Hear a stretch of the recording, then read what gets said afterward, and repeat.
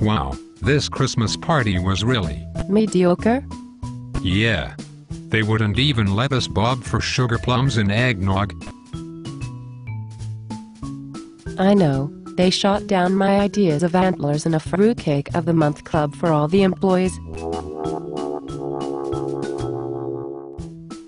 I wish we had just received tickets to Christmas with the All Mixed Up Quartet. I know, Christmas with the All Mixed Up Quartet will be the most festive event of the holiday season. I bubble over with excitement and holiday cheer just thinking about Christmas with the All Mixed Up Quartet.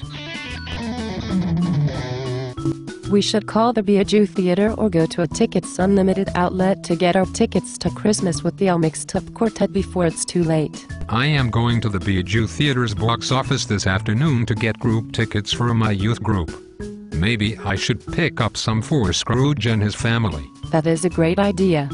Not only will Christmas with the All Mixed Up Quartet be exuberantly joyous, festive and fun, it will also have a meaningful message for this Christmas season. I can hardly wait until Wednesday, December 21st at 7 p.m. to don my new sweater and go to Christmas with the All Mixed Up Quartet.